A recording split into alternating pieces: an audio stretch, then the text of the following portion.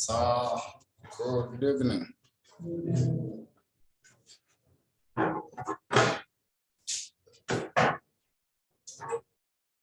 So you are continuing on the dividend policy. What did we do last time?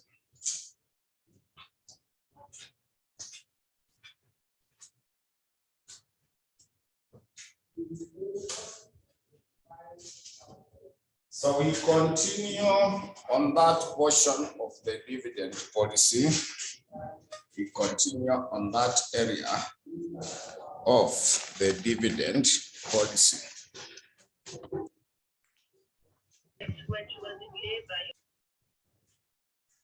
When you check through your handout I'd given you on the dividend policy, I would like us now to check more information on that. I would like us now to check more information on that element of the dividend policy. So we were on page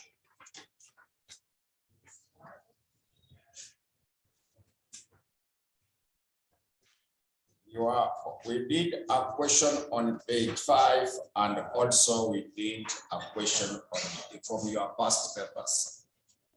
We did a question on page 5. Then we also checked some more other questions on that question. So before we proceed, I wanted you to check a question. I wanted you to check a question in the sitting of December 2021. So check December 2021. There was a question number 4 part C, the one for the real exam. December 2021. There is a question number 4 part C. December 2021. There is a question number 4 part C. So that question is on page 15. On December for pilot and December for the exam. So we go on the one for the exam. So this one, mine is on page 15. Question number 4 part C about Arctic Developers Limited deals in the construction and sale of the rental homes. So the company is evaluating different forms of paying dividends to its shareholders. In relation to the above statement, advise the company on 4 forms of paying dividends that it will be able to adopt. So forms of paying the dividend, I had already shown you when you go to page 2. When you go to page 2, I've shown you how to pay the dividend, where you are able to say that. Are you able to see on page 2 how should the company pay dividends? Yes. Really hand out to them example. When do you come? This is your first day. Will you appear? I'm a hope.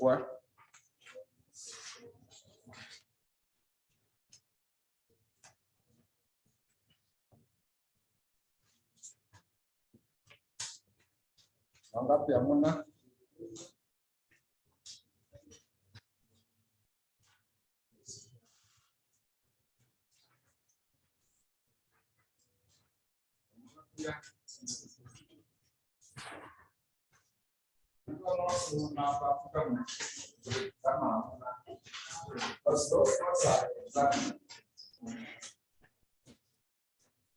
So if you can be able to check on that page 3, when you check on page 3, I've said that how should the company or the firm pay dividends?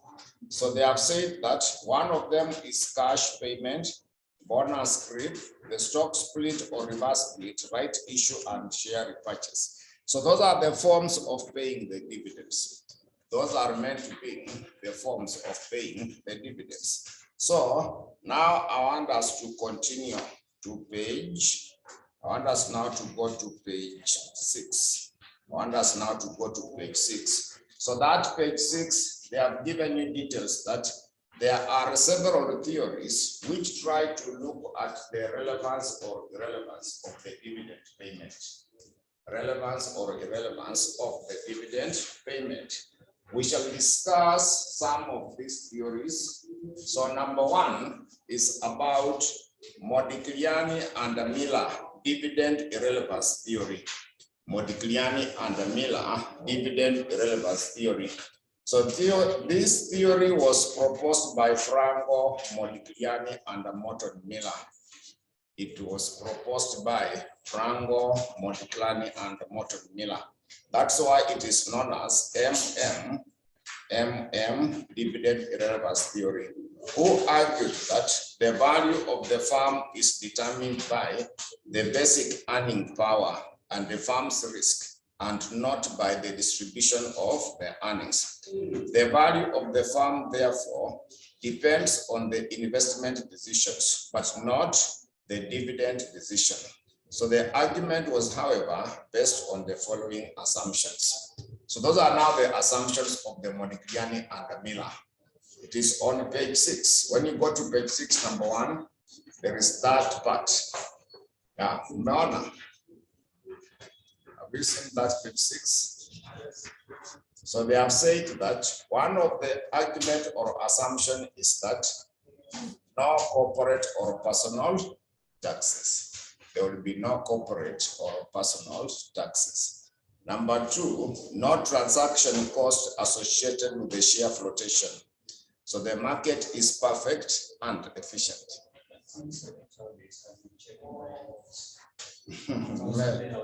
Nimetembea nikipeana, nilikupea, ulipeleka wapi? Na nimekupea tu saizi. Hizi yenye nimepeana tu saizi around. Okay. You are very unlucky. Because zile nimepeana zikaishia hapo. Hata nimebaki na moja. So, number C. C is about the firm's investment. Firm's investment policy is independent of the dividend policy. Then D, the market is efficient and therefore investors and the managers have the same set of information regarding the future investment opportunities. Regarding the future investment opportunities. So those are the assumptions of Modigliani and Miller. They normally ask some questions on that. They normally ask you some questions on that element. So there's a question they tested you. There's a question they tested you in the sitting of April 2022. Question number 1, part B. April 2022. There is a question number 1, part B. April 2022. Question number 1, part B. So that question 1, part B, they stated that state 5 arguments against Modigliani and the Miller view that dividend policy is irrelevant as a means of affecting the wealth. So arguments against are the same as the assumptions. Arguments against are, I said in one of the under the cash management model. Remember the assumption for the Baumol model. I say that assumptions are the same as advantages or disadvantages or sometimes weaknesses. So arguments against, state 5 arguments against Modigliani and Miller view that dividend policy is irrelevant as a means of affecting the shareholders' wealth. So that point 1, you split it into 2. That point 1, you split it into that A. You say that no corporate taxes, B will be no personal taxes. That point number 1, you simply separate it into 2 so that they make them 5. So that you make them 5. So limitations disadvantages, weaknesses are the same as what? Assumptions are the same as the assumptions. So that same question had also been tested. That same question had also been tested. It had also been tested.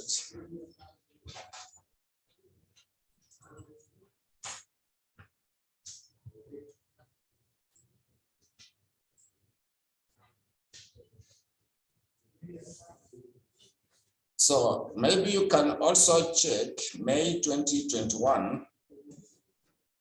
So go to May 2021. First, I want you to check the question number 2, part B. May 2021. There is a question number 2, part B. May 2021. Are you able to see question 2, part B? It should be on page 22, where they were asked to describe 4 factors that could affect the company's dividend policy. So factors that could affect the company's dividend policy are on page 1. When you go to page 1, I have listed the company should consider the following factors when paying dividends. Are you able to see those 4 points? So those are the ones you are to use to answer that part of the question. But that's not what I want us to check.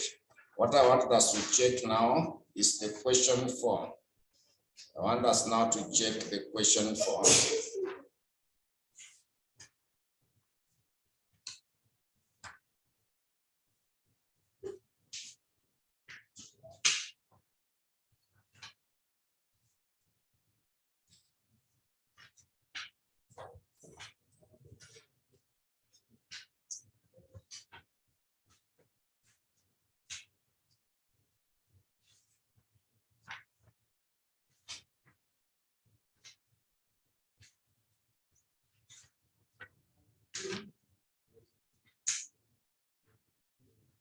So check November 2018. November 2018, there is a question number 1, part B. November 2018, there is a question number 1, part A. Sorry. November 2018, question number 1, part A. So that one is on page 40. When you go to page 14, they were asking to examine 4 assumptions of Modigliani and Miller dividend irrelevance theory. So those are the same assumptions we have just checked. They are the same assumptions that you are simply able to check. So now we got to, when we continue, they were able to say that they were able to prove that dividend is irrelevant in the determination of the value of the firm using the dividend yield model. So that proof is given down there, but for me, I'll just use the question to prove for you in that region. You see that information given down there. So let us use a question from the past papers to prove that. I want us to use a question from the past papers to prove that question. So this one, you go to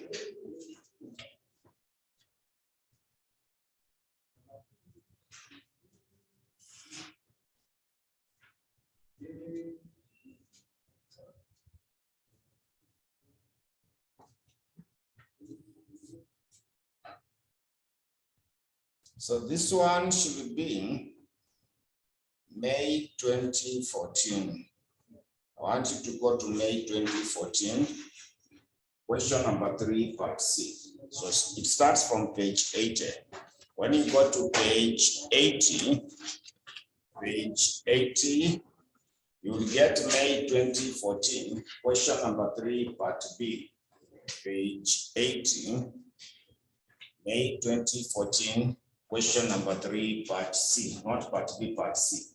So that part C of the question, they were asking that Baraka Limited has a cost of equity.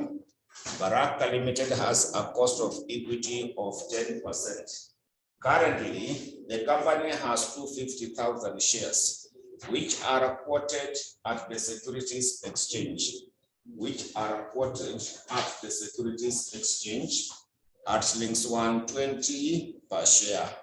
at shillings 120 per share.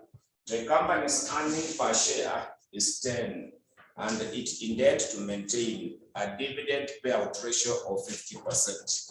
It intends to maintain a dividend payout ratio of 50% at the current financial year. So the expected net income for the current year is 3 million, and available investment proposals are estimated to cost 6 million. So required, using Modigliani and Miller model, show that payment of dividend does not affect the value of the farm. So using Modigliani and Miller, show that payment of dividend does not affect the value of the farm. So I want to simplify that part of the notes using that question. I want to simplify that part of the notes using the question. So first, I want us to know what is the value of the farm. First, get the value of the farm. First, get the value of the farm. So to get the value of the farm, it will be NPO. Where, so value of the farm is NPO, where N is the existing number of the ordinary shares. Where N is the existing number of the ordinary shares. Then PO is the current market price per share. So where N is existing number of the ordinary shares, PO is the current market price per share. So when you want to get the value for the farm, it is simply NPO. N is existing number of the ordinary shares. PO is what? Current market price per share. So go to the first paragraph of the question. I want you to go to the first paragraph of the question. Are you able to see what they say? Currently, the company has how many shares? Currently, the company has 450 ordinary shares. 450 ordinary shares. And it is currently selling at how much? Quoted at the Securities Exchange at 120.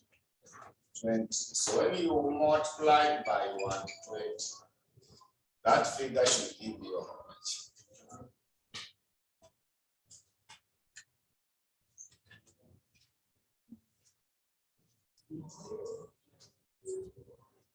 So then, when you multiply, it is giving you which figure?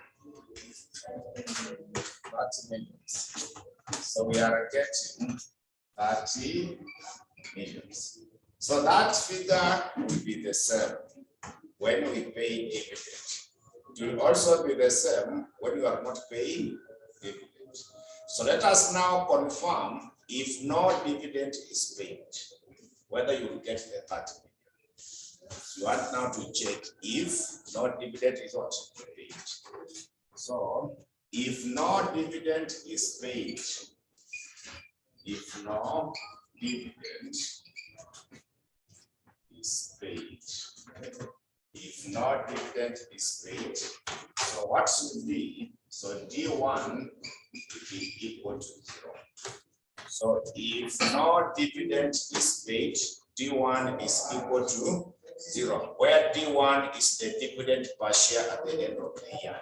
Where D1 is the dividend per share at the end of the year. Yeah. Ukienda kusoma hapo hata utaelewa, but ukifuata hivi utaelewa very fast. Na ukipata hiyo swali utapata kabisa. Yeah, nimesema D1 is the dividend per share at the end of the year. Ukisoma hiyo handout pale mahali kuna formulas. Utaderive kabisa. Yeah. D1 nimesema dividend per share at the end of the year. Just follow what I've said. D1 is dividend per share at the end of the year. D1 is the dividend per share at the end of the year. That is the simple definition I'm summarizing.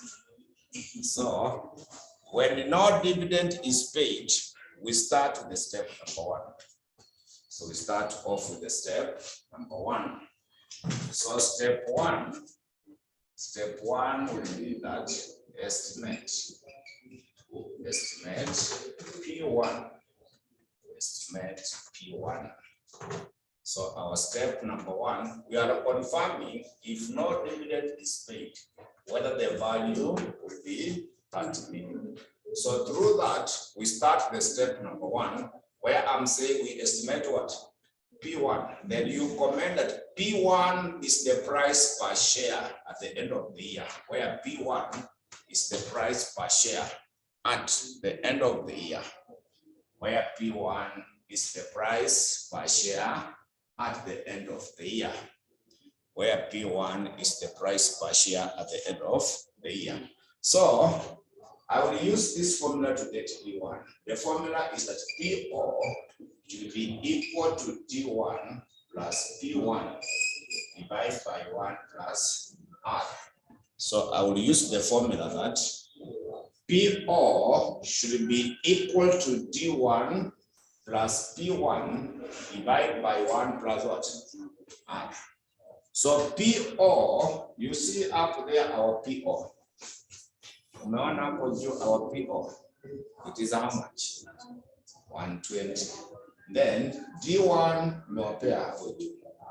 Tumesema ni ngapi? 0. So P1 may explain is the price per share at the end of the year, and this is what I want to determine. Then R is the cost of equity, where R, where R is the cost of equity. Just concentrate on what I'm doing on the board. Naambia achanganye na hiyo kitu kwanza, muelewe hapa, mtarudi huko sawa. Just concentrate on what I'm doing, then you will go back that 100, then see the content. So I'm saying where R is what? Cost of equity. Where R is the cost of equity. So from this part, I've said that PO is the current market price. And we have seen it up there as 120. D1 is the dividend per share at the end of the year. P1 is the market price per share at the end of the year. Then R is the cost of equity. So going by that, our PO is 120. So D1, we have said if no dividend is paid, D1 is what? 0. Then we are looking for P1, then 1 plus R. So R is the cost of equity. That cost of equity, you see in the question in the first paragraph, they have given you what percent? 10%, which is the same as 0.1. 0.1. So I want you to make P1 to be the subject. I want you to make P1 to be the subject. I want you to make P1 to be the subject.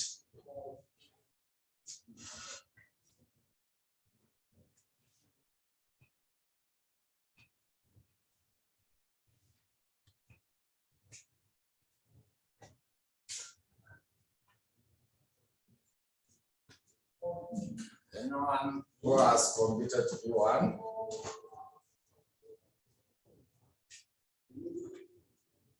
Online, you participate. You give me the figure.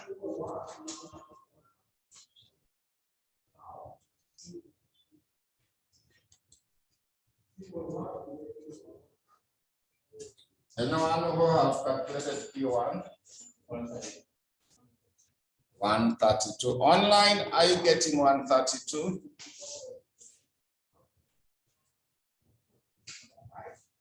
So I'm saying 132. So we got to the step number 2. We got the step number 2. We got the step number 2. Step number 2 is that estimate M. So the step number 2, we estimate M. Step number 2 is estimate M. Where M are the new shares to be issued. Where M are the new shares to be issued to raise new capital. where M are the new shares to be issued to raise the new capital, where M are the new shares to be issued to raise the new capital. So to get M, I will use this formula.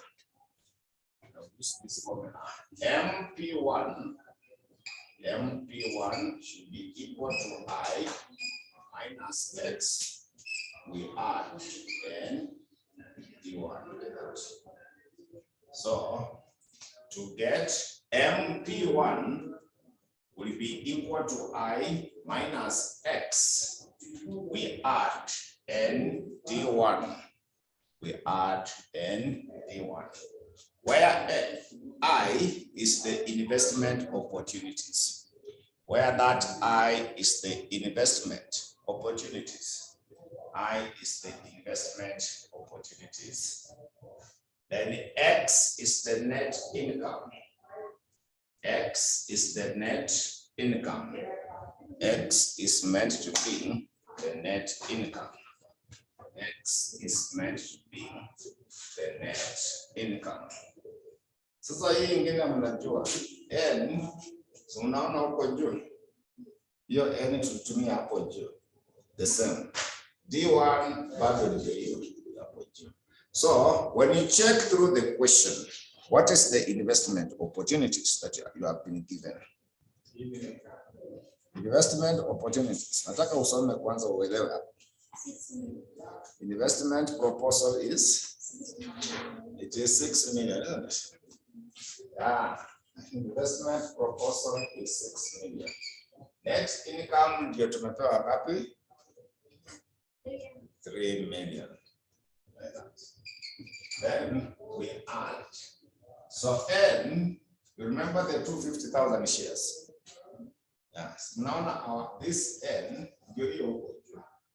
it is 250,000, which is the same as 0.25 million, isn't it? Then our T1, it is 0, isn't it?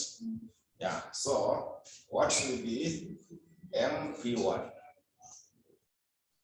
Everything is coming up there except the one I add. So finally, it will pay ngapi? Finally, we get 3 million. But what are we looking for? M. So to get our M, just get MP1 divided by P1. To get M, so just take the MP1 divided by P1. Then we have seen our M is 3 million. We have seen our M is 3 millions. But P1, we calculated in the step number 1. P1, you got 132. Yeah, so you divide by 132. But first confirm if it has a decimal point, multiplied the yacha to the way it is. We shall use it the way it is. Yeah. Round off, to a part of the value we are looking for. If you round off, you will not get the value we are looking for. Sorry. We can just leave it the way it is, 3 million divided by 132, just in case it has some decimal point. But if you get our number, then you get the figure. So finally, the step number 3. Finally, now the step number 3. We have been in 2 steps before, isn't it? Yeah, we are confirming that if no dividend is paid, we shall still get that million. So there are 3 steps I've gone through. The step number 1, I've said we estimate P1. Step number 2, I've said we estimate what? M. Then finally, the step number 3. Step number 3, we now get the value of the fund. So step number 3. Finally, we got the step number 3. Finally, we got the step number 3. So step 3 is the value of the fund. So step 3 is value of step number 3 is the value for the farm. So value will be given by value of the farm should now be given by P1 in the brackets of n plus m, then minus I, we add x by 1 plus r. So finally, now we get the value of the farm. Value of the farm is P1 plus in brackets n plus m minus I plus x divided by 1 plus r. So P1, you already have the figure. Unaona P1. P1 ni ngapi? So we get 132. Then n, we know n. There are how many shares? 250,000. It is 250,000. Then, simumeona m. M nimesema, we just take 3 million divided by what? Unaona hii m yetu? But write it in full. Take the 3 millions, divide by 130. Then we subtract I. I is investment. Swali imetupea ngapi? 6 million. Then we add X. X is the net income. Tumetoa pesa ngapi? Then we divide by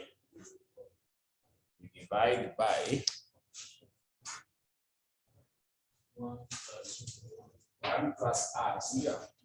R is which figure? Yeah, so we have 1 plus 0.1. So I want you to confirm that if it is going to be 30 million. We just confirm that payment or non-payment of dividend does not affect the value for the farm. The value you already know it. So now compute hapo juu. That value is what you should get when now we apply this question.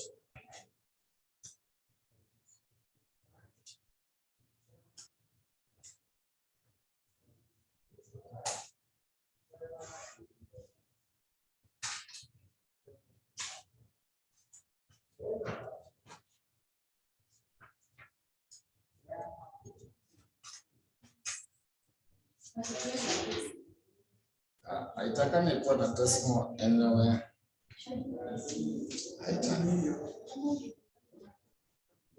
I say you don't have of anything. Your calculator has the capacity to do all that. So it are to pair exact. Online, you are getting which figure? Online, you are getting which figure? Online, they are required. Anyone who has computed, you confirm for me.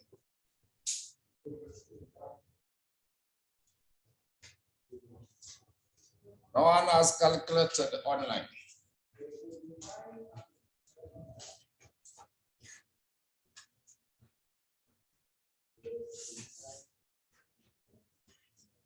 So it's because of maths, that's why you have to go these steps. Because you have this shortcut.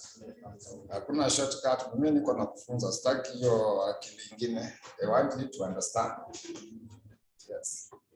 Hiyo shortcut tutatumia mtihani kama itakuwa kwa mtihani. But hapa we must get exact. Nikifanya hivyo sitakuwa na kufunza.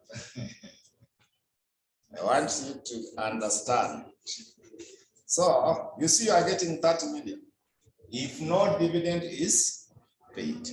So let us also confirm if dividend is paid. We also want to confirm if dividend is paid. Let us now confirm if dividend is paid.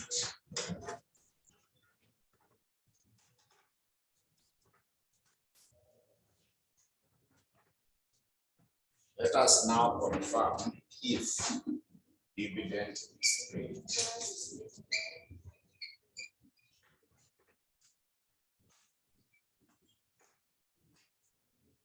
So if dividend is paid, first we get the dividend per share. So dividend per share, it is supposed to be given by earning per share multiplied by dividend payout ratio. Dividend payout ratio. So if dividend is paid, we need to compute the dividend per share. Dividend per share will be given by the earning per share multiplied by the dividend payout ratio. So when you check through the question, are you able to see in the question, the company's earning per share is how much? The company's earning per share is given as 10. What are you given as the dividend payout ratio? Dividend payout ratio is 50%. So 50% of 10 is the same as how much? It is 5, isn't it? So that means if dividend is paid, you come here, you say D1 is going to be 5. So if dividend is paid, our D1 is what? 5. So we start with the step number 1 again. We now start again with the step number 1. So have you seen the step number 1? We estimate P1. We estimate P1. So we got the step number 1. We estimate P1. So to get that P1, I've given you a formula that PO is supposed to be equal to what? G1 plus P1 divided by 1 plus R. Then we know PO. So mnakumbuka PO. How much was our PO? It was 120. Our PO is 120. Then D1, we have said if dividend is paid, what we have just done up there. D1 is how much? D1 is 5. So we are looking for P1. Then R was 10%. That is the same as 0.1. So we come up with P1. We come up with P1. Make P1 to be the subject. Saizi tumeanza afresh if no dividend is paid. Hiyo chenye tumeprove ilikuwa when dividend is not paid. Yeah, we are dealing with totally a different item. The P1 you had was if no dividend is paid. And there are separate steps that we are following. There are different steps that we are following. So what is your P1 if dividend is paid? You are getting 127. Online, you are getting which figure?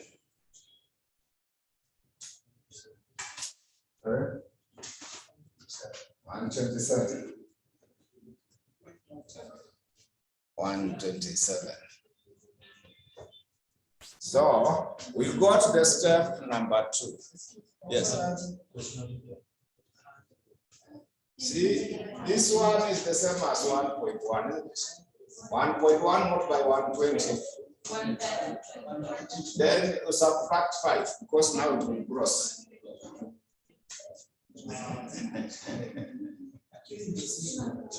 Akili sina mtihani kama haijafika.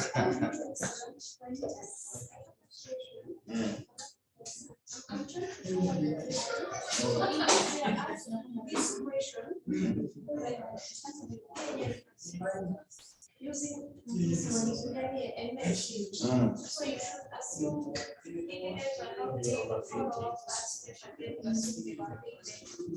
First, yes, first utafute value. You see how I got the value.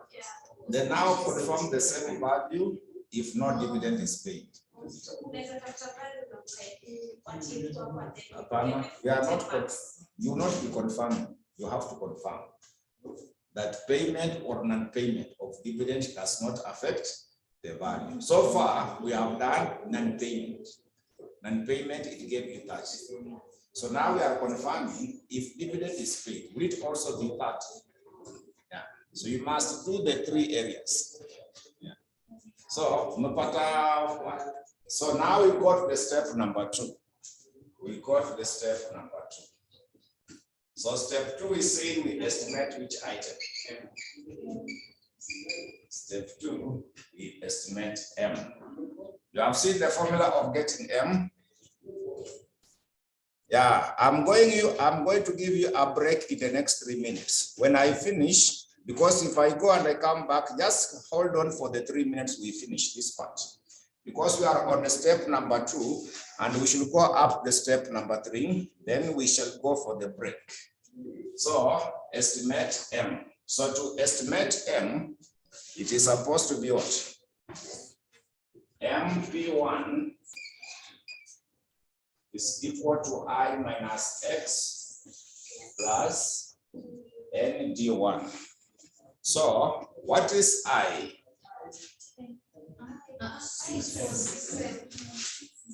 Yeah, I was 6 million. What was X? X was 3 millions. Then now we add. So remember N. N, there were how many shares? 250,000. Ndio hizo huko juu bado tu sijatoa. N ndio hiyo 200.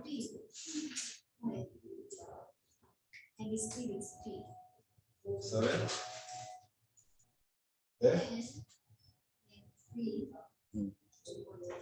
NPO is different. It's the value. There's a second thing that you asked. What's the Sio P sasa tumecompute this. Ndio hii ya step number 1.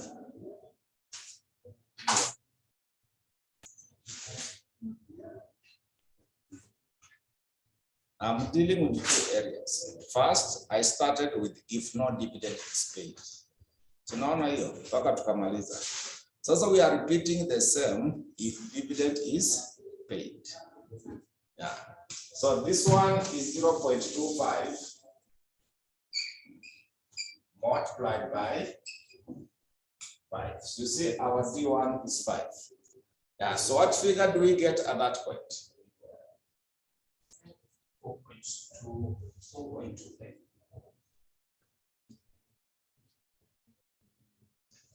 Yeah. It is.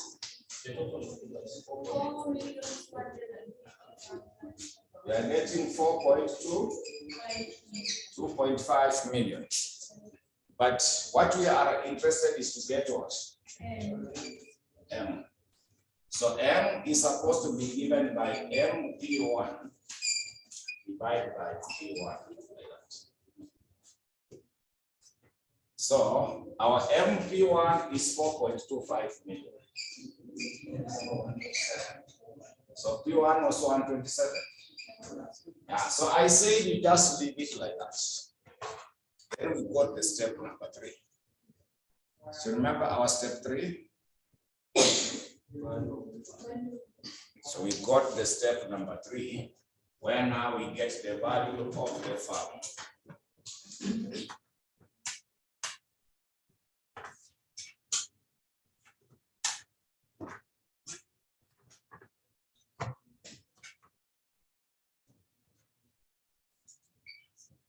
Value of the farm. So value, I said, it is going to be given by what? P1 in the brackets of N plus M, P minus I, R, X. We divide by 1 plus 9. We know P1 now, it is which figure? 127. N was 200 and what? So our M is 4,250,000, but you divide by what? 127. We subtract I, which is 6 million. Also add X, which is what?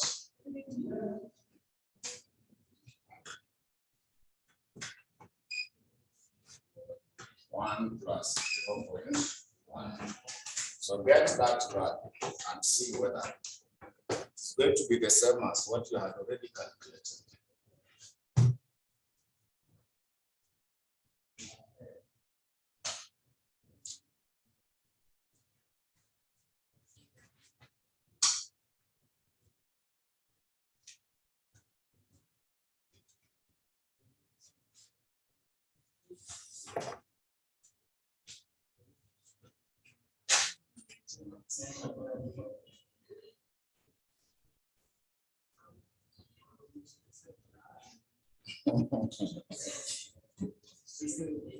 Yeah, so whether you pay dividend or you don't pay dividend, the value will be 30 million. It is the same.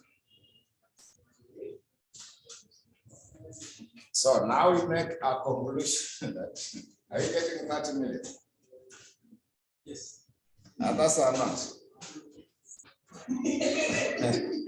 Yeah, so now we make a conclusion that therefore payment or non-payment of dividends will not affect the value for the farm. So now we comment that payment or non-payment of dividends will not affect the value of the farm. So we can have a breakdown of dividends will not affect the value for the farm. Payment or non-payment of dividends will not affect the value for the farm. The value tulipata kitambo 30 million. Naona vile tulianza. Then nika confirm if no dividend is paid, it is still 30 million.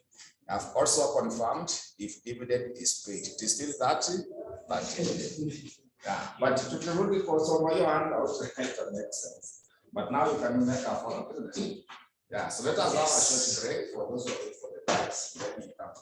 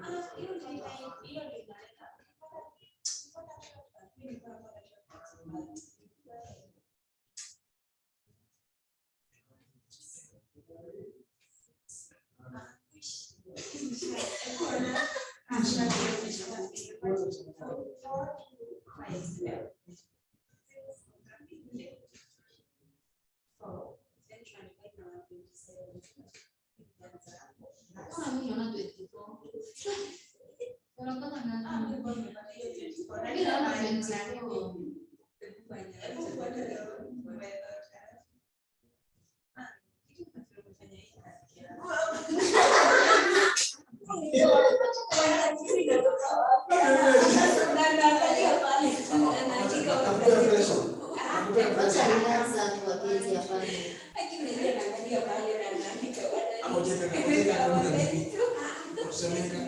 Kwani natoka wapi?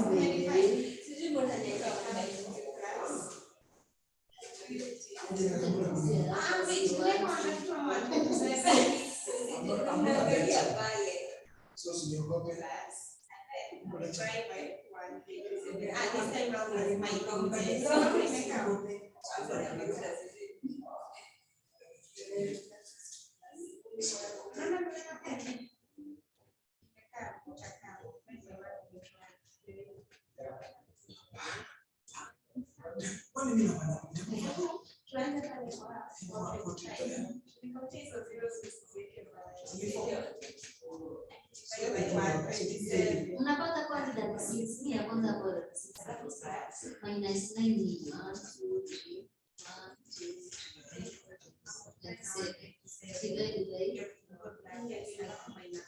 6 -6 plus 3 Unafanya plus 3 au minus 6 plus 3. sema minus negative simesema minus Afanye step by step. Utoke hizo zeros. Kwanza ni minus. Kwani ni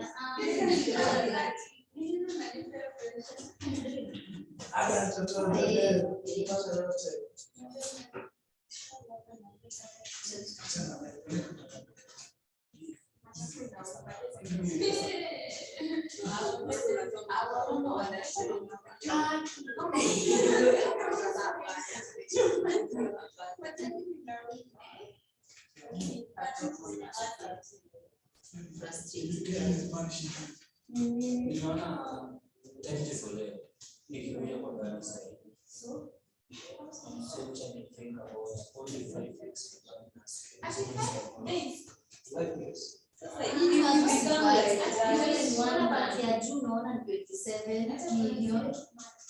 Kwa nini mimi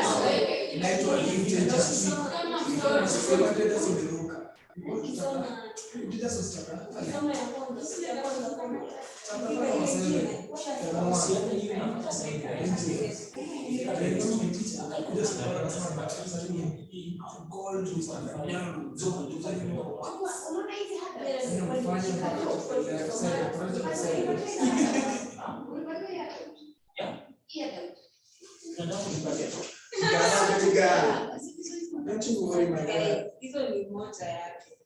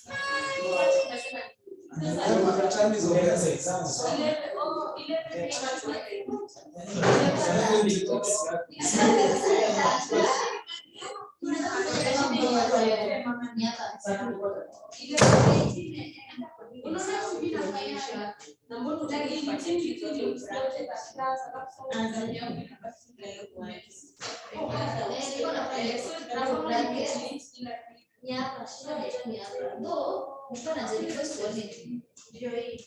Seven. I think because ni proper.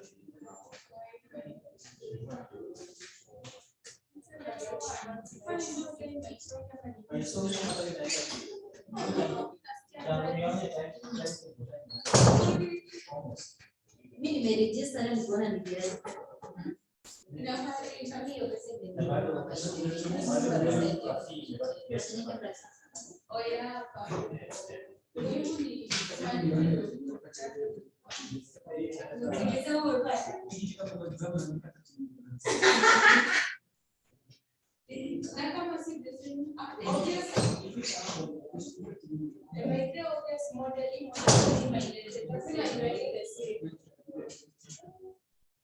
Unafanya hiyo step ya kwanza. Watu mambo stress.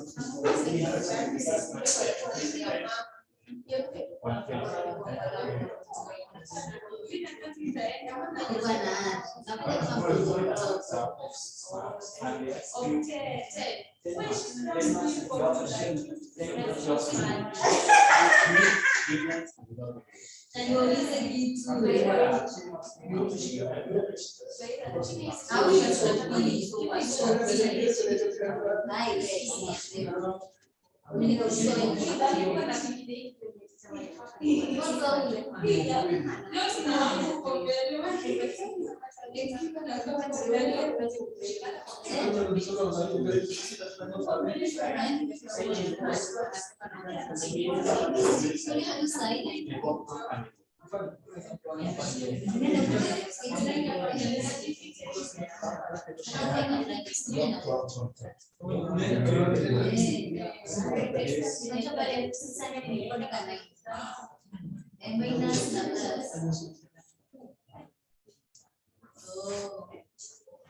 So you know, sasa unajua vile wanatuna swali nimepata sasa.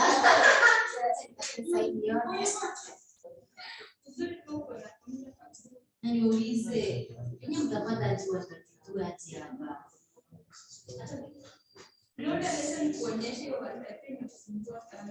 Sasa nikueleze nifanye hivi practically nione.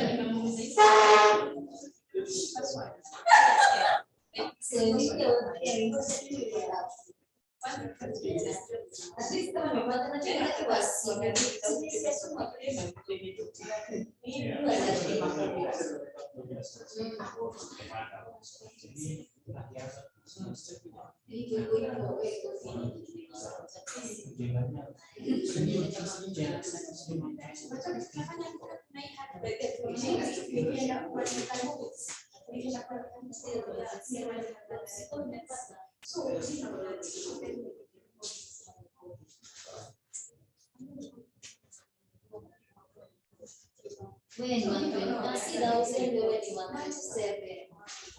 Hebu tutadai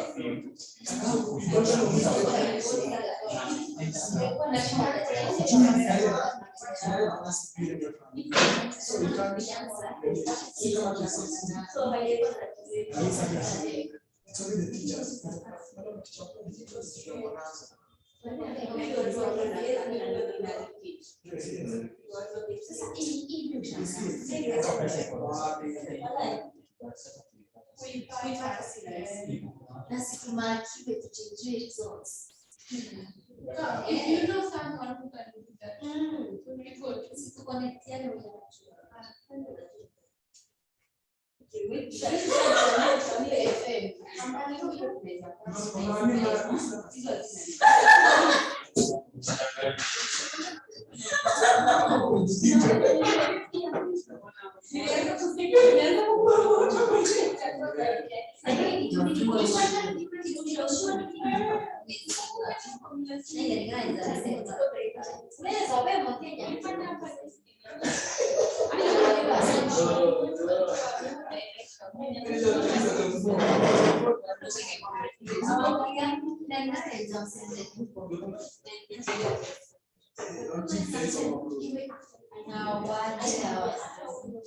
Mimi nakwambia niliona live like hata tumeona live.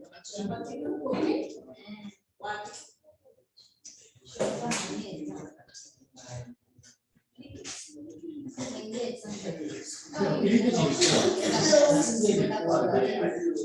I knew very sorry.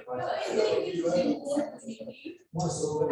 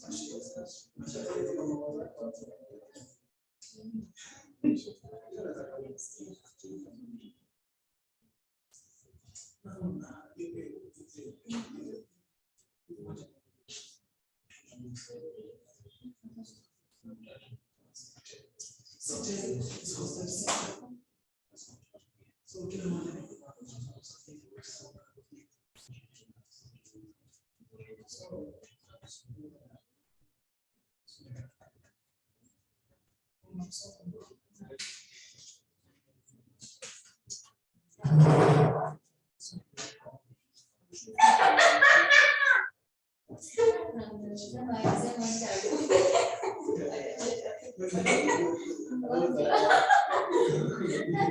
acha uchaguzi pema za kikumbia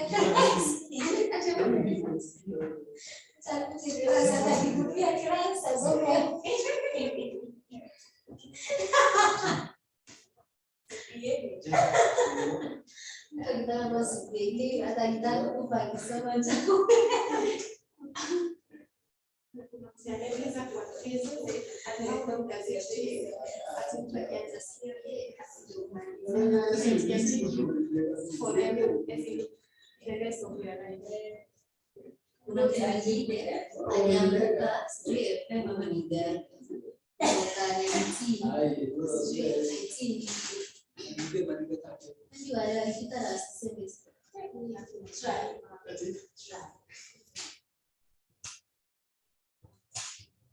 Nitegesha.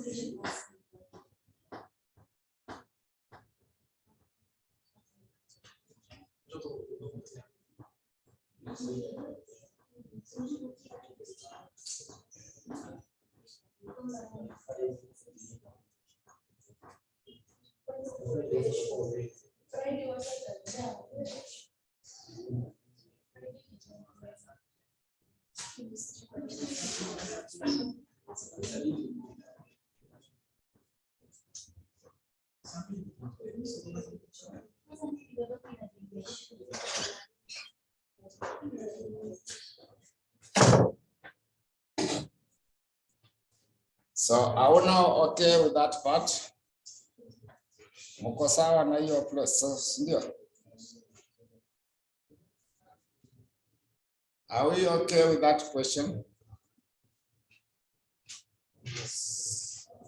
Yeah, to prove that payment or non-payment of dividends would not affect the value of the farm. So The other question I wanted you also to go through. The other question I also wanted you to go through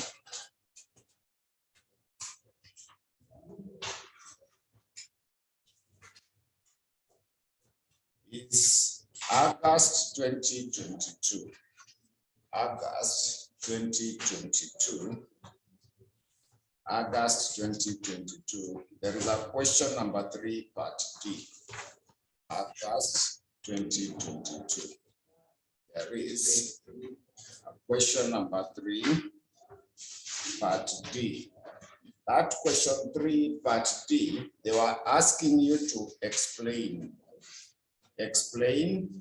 the following dividend theories. Are you able to see the dividend theories? Number 1 is the bird in hand. When you go to page 7, are you able to see the theory number 2? Are you able to see the theory number 2? The bird in hand theory. The bird in hand theory. So they were simply saying that this theory was developed by Gordon and Lindner, who argued that a bird in hand is worth 2 birds in the bush. Thus, when shareholders receive cash dividend, he is better off than receiving the capital gain. Then, therefore, investors value dividend more than capital gain, and the firm that pays dividend will have a higher market value. They concluded that dividend decisions are relevant, and the firm that pays high dividend has a higher value. So capital gain is the profit you get when you sell the share. Capital gain is the profit you get when you sell the share.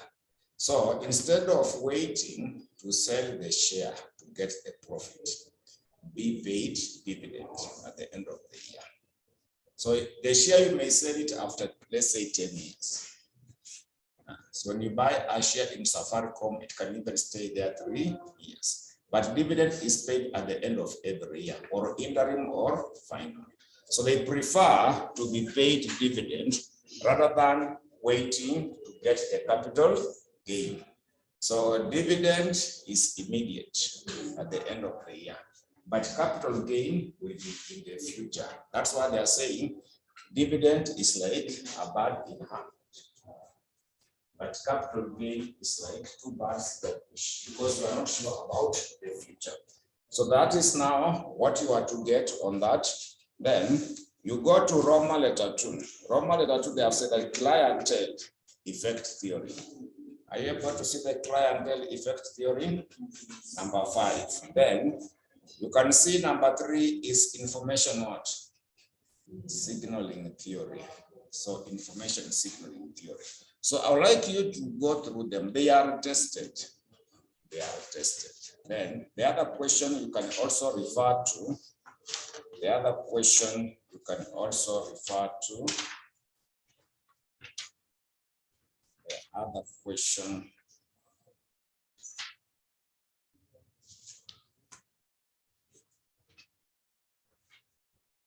Go to May 2019. Go to May 2019. There is a question on page 35. There is a question on page 35. There is a question on page 35. So that question, page 1, question 1, part A. Are you able to see question 1, part A? They were asking you to explain the following dividend theories. Number 1 is information signaling theory. Number 2 is what? Tax differential theory. Number 3 is the bird in hand theory. Number 4 is what? Okay, so I hope you'll get time to read that handout. Yeah. The information signal theory is the signal theory. Yes. When you pay dividend, you send signals that the company is doing well. then people will be willing to come and buy shares in the company. But if you don't pay dividend, it signals that that company is not performing well. Yeah. So that's now the impact of that.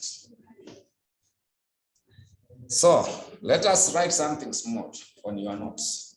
Other models of dividend policy. What is that? Other models of the dividend policy. Other models of the dividend policy.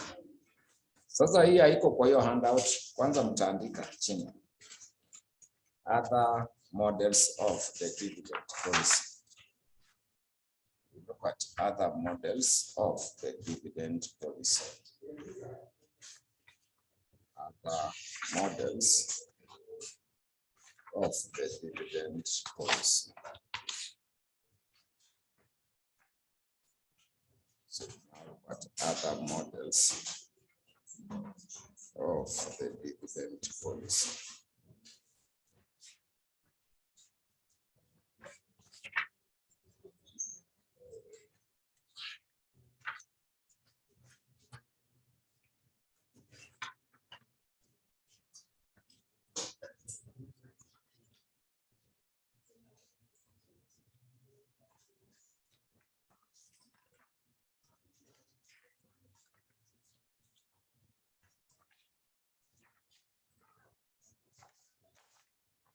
So among the other models of the dividend policy, number one,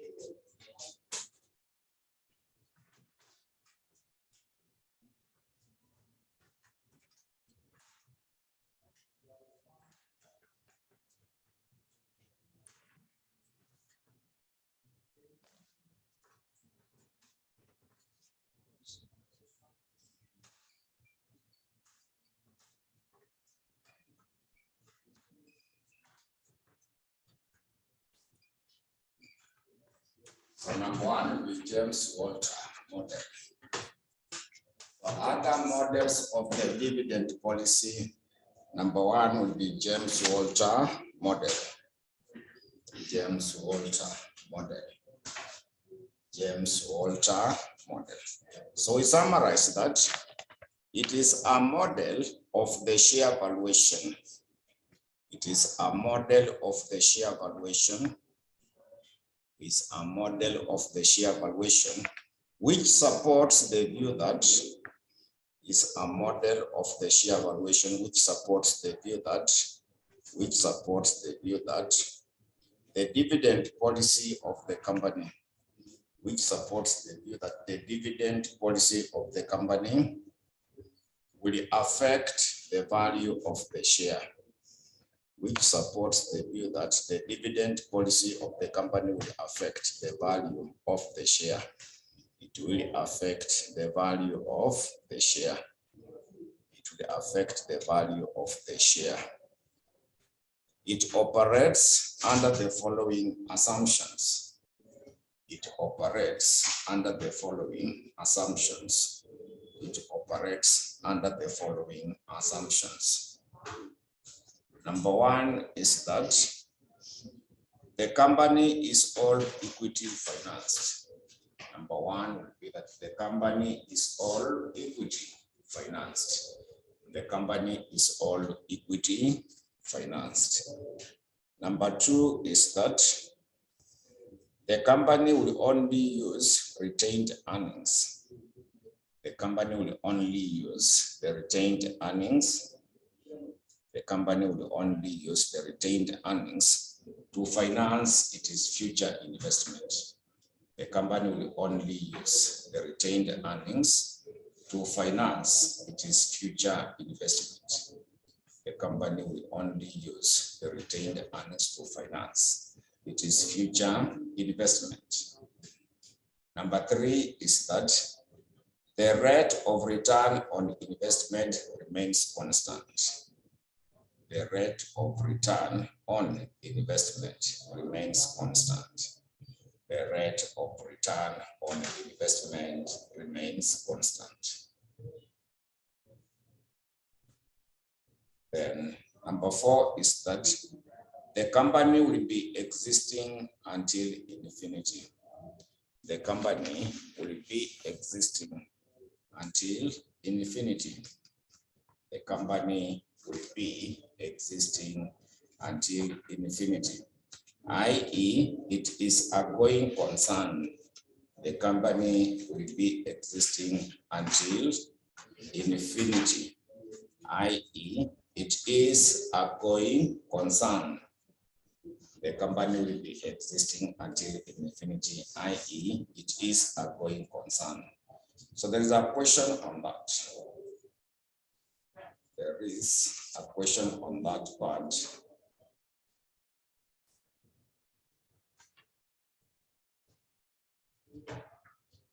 So I want you to go to the sitting of, I want you to check the sitting of November 2020. November 2020, question number 5, part B. November 2020, question number 5, part B. You go to page 30. November 2020, question number 5, part B. November 2020, question number 5, part B. So that question 5, part B, it is that Roman letter 1. You see that Roman letter 1? They have said that Walter's model on the dividend policy believes in the relevance concept of a dividend. So according to this concept, a dividend decision of the company affects its valuation. So now required, discuss 4 assumptions of the Walter model. Discuss the 4 assumptions of the Walter model. So those assumptions are: number 1, the company is all equity financed. Yeah, it is only financed by equity. Number 2, it will only use the retained earnings to finance its future investment. The rate of return on investment remains constant. So you explain those stuff. You just write them in brief like that. So we now add there a paragraph by noting that you can add there a paragraph in your notes that based on this assumption, based on these assumptions, Walter came up with a model. Walter came up with, based on this assumption, Walter came up with a model of valuing the shares as follows. Walter came up with a model of valuing the shares as follows. They came up with a model of valuing the shares as follows. A model of valuing the shares as follows. So this is now the model. This is now the model.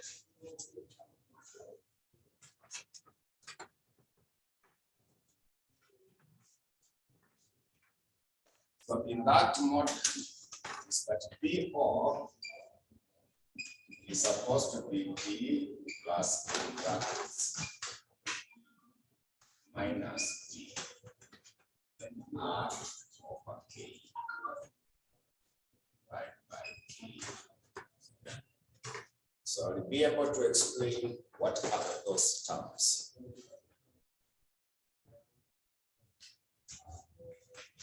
So PO is simply equal to D plus in brackets E minus D, then R over K, then we divide by K. Where PO is the current market price per share. Where PO is the current market price per share. PO is the current market price per share. Then D is the dividend per share. So D will be the dividend per share. So D will be the dividend per share. Then E is the earnings per share. E is the earnings per share.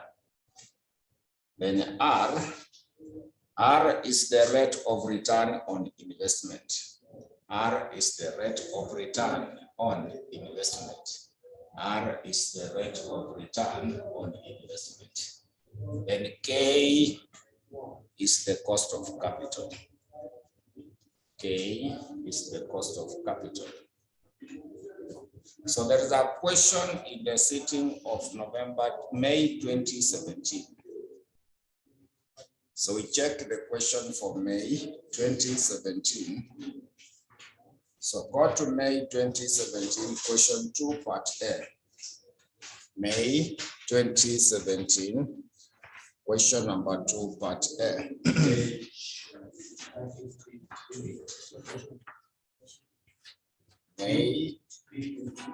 May 2017, question 2, part A.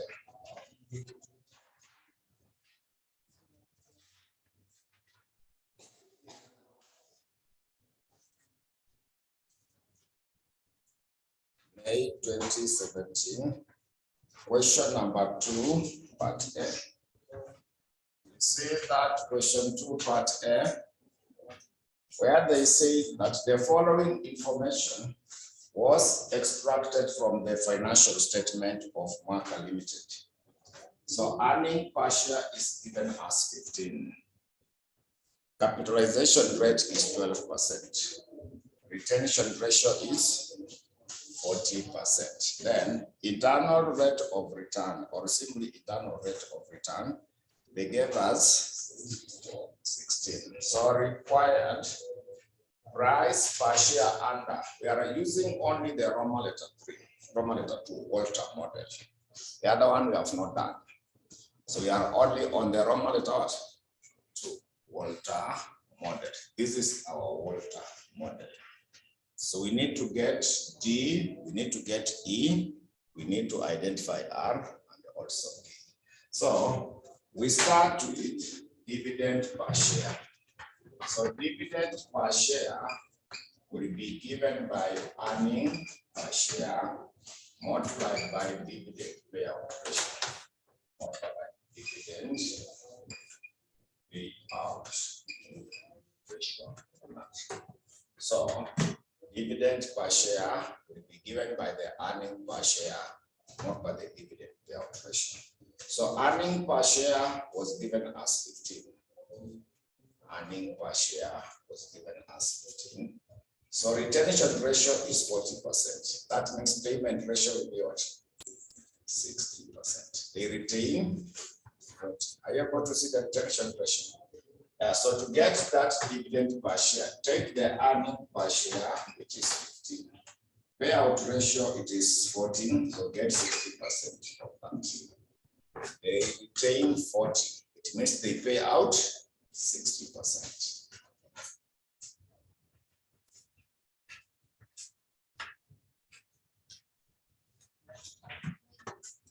And pair 9.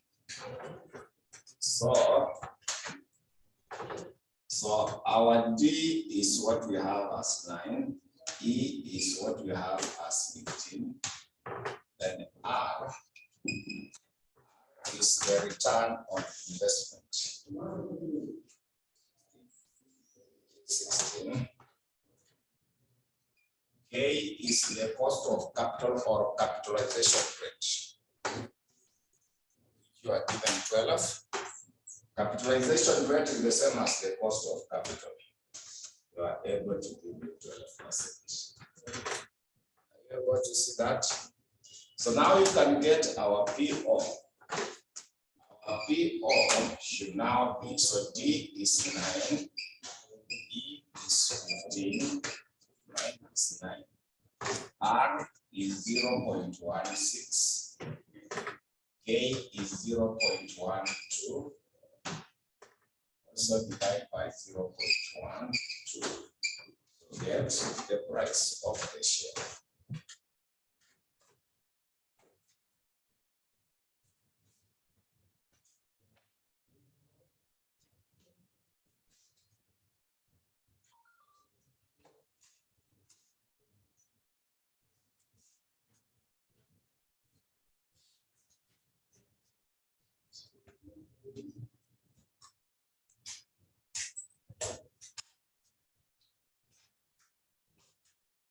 Napata which part?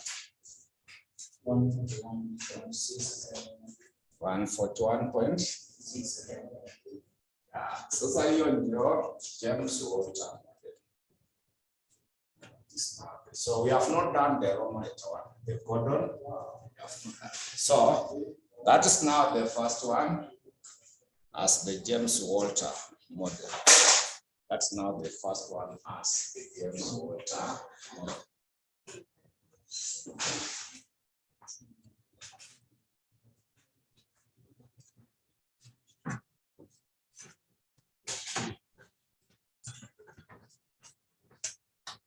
So now we go to number 2.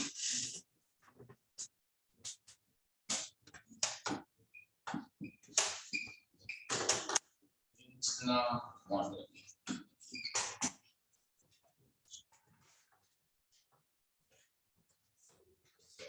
Model number 2.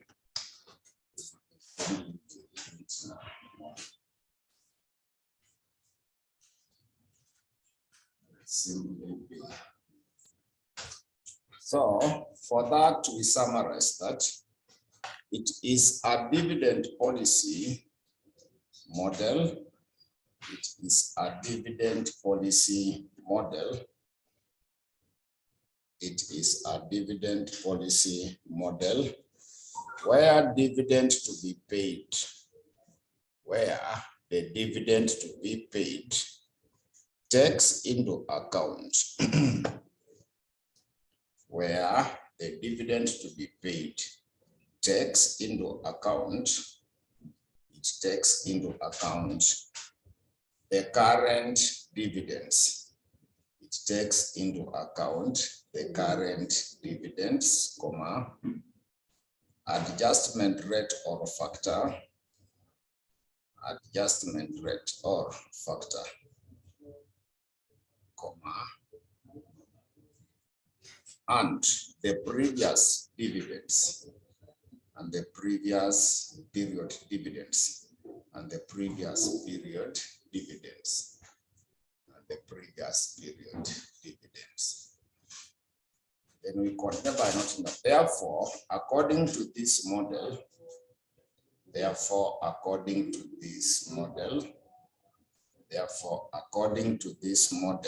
comma, dividend per share to be paid is expressed as follows. Therefore, according to this model, comma, dividend per share to be paid is expressed as follows. Therefore, according to this model, the dividend per share to be paid is expressed as follows. Dividend per share to be paid is expressed as follows.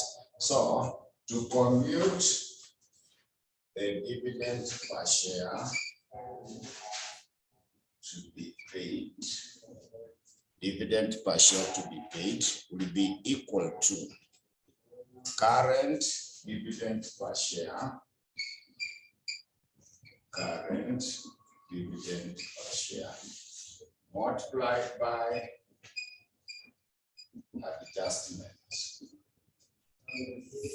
factor multiplied by the adjustment. You can add it as rate, adjustment rate.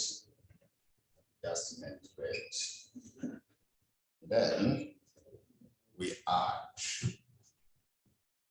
the previous period dividend per share. We add previous period dividend per share, then multiply by 1 minus adjustment.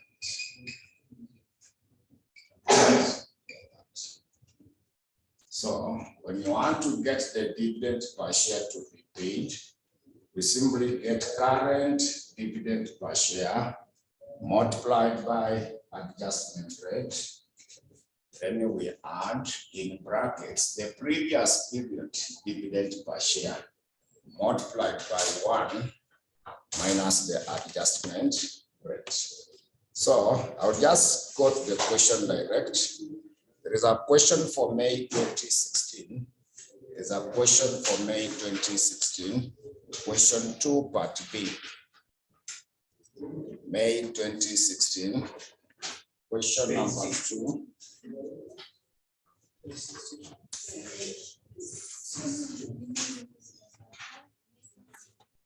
Question 2B.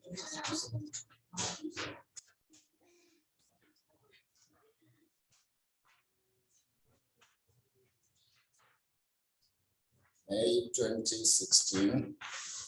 There is a question number 2, part B.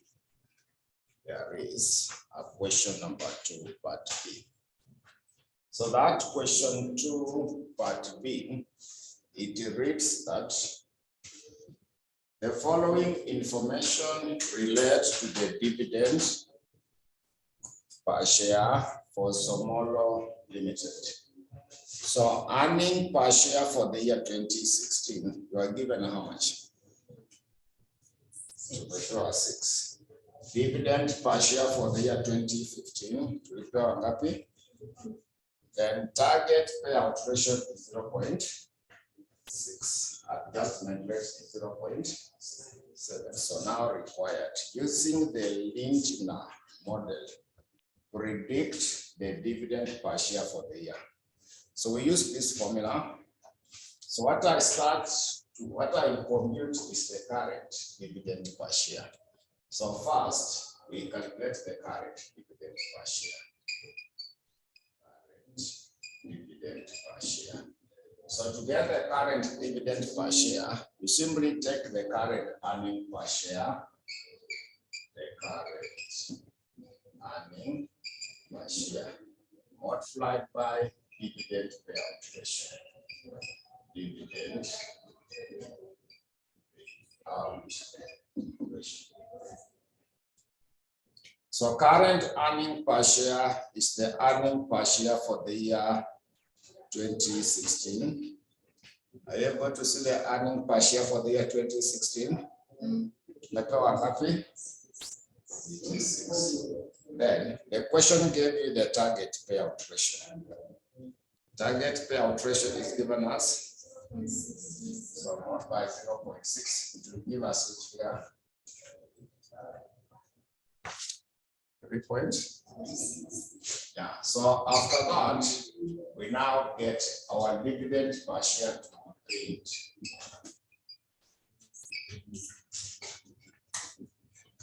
So current dividend per share is 3.6. So now our 3.6. Then what is the adjustment rate in the question? Multiplied by 0.7. So previous period dividend per share is the dividend per share for 2015. On a dividend for the 2015, 2.40. Then multiplied by 1 minus adjustment rate is 0.7. So the question is not hard, just express it.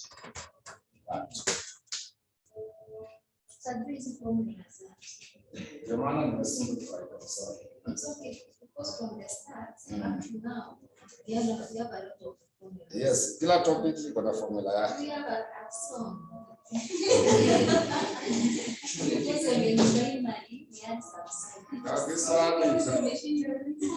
This one is a science. Finance is a science. I have done a lot of simplification.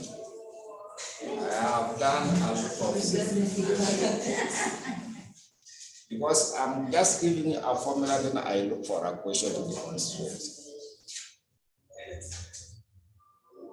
But finally, it will be fine.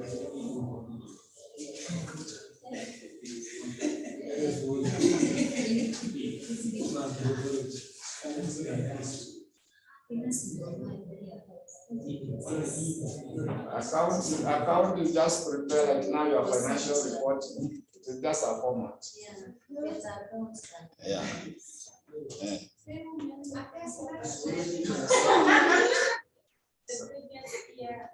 dividend per share, others No, they must provide. they must provide. Ama, they will give you see this one, the current earning per share. They can give you the earning per share for 2015. They also give you the dividend payout ratio. So you calculate it the way you have done. No, we calculate it the way we have done. This one.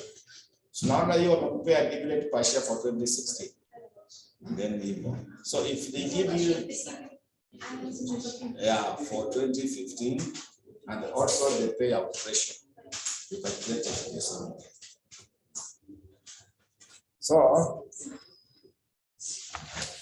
that is now the conclusion of the topic of the dividends. That is now the conclusion of the topic for the dividend policy. Yeah. So now the next item in the next topic, we shall be now be looking at. So our new topic. So our new topic will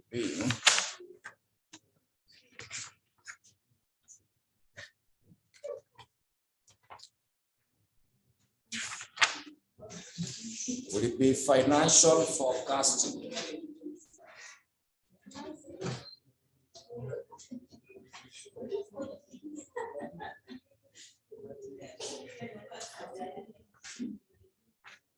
So our new topic should be financial forecasting.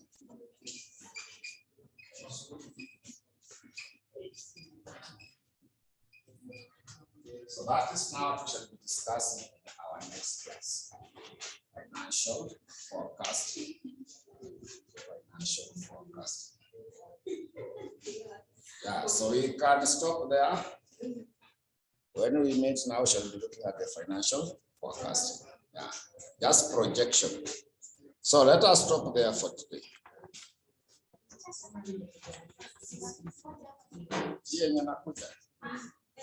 The previous we had only one. Nabaki na topic kama 4. But sasa hii tumecover for how long? I'm asking, hii tumefanya for how long? Hii topic tumemaliza. Yes. Sasa si ati ikiwa 4 inamaanisha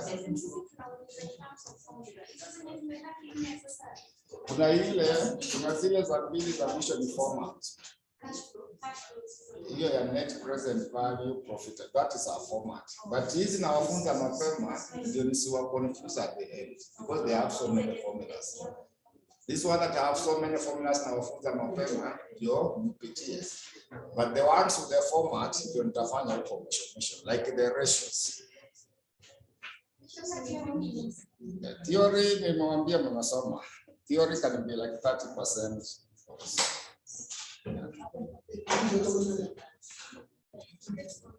But so far, so good. So far, so good. We are somehow lifting to exams because nikikupatia size any sitting paper. Maona hizo paper zote, at least you can do 40%. Yeah. Sorry?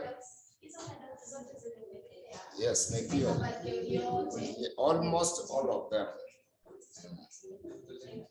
So we can stop there for today.